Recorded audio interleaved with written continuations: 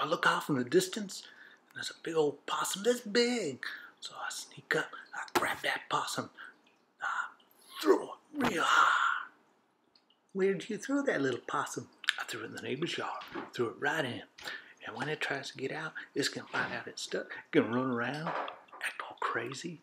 I could have made a fine soup out of that. I don't know what it's going to do. It can't get out though. I made sure. It's going to be funny. You watch. You watch.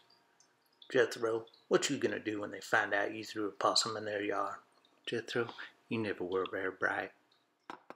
I wish I could slap some sense into your head.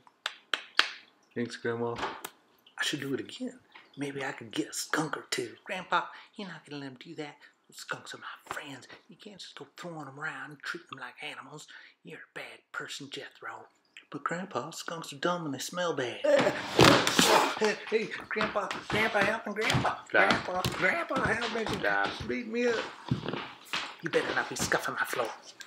I don't know why you dislike skunks so much. They're certainly more pleasant to be around than you, Ellie Mae.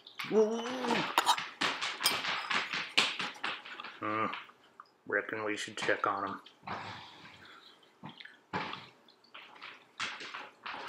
You get back here, Jethro. I'm gonna learn you a lesson. I'm gonna learn you good. Quit being a skunk hater. Skunks are okay.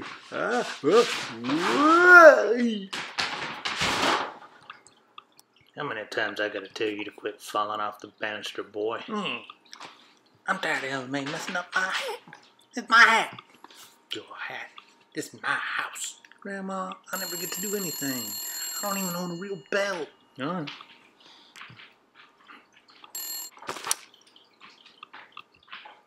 I don't know who you are or why you're calling, but I'm just gonna keep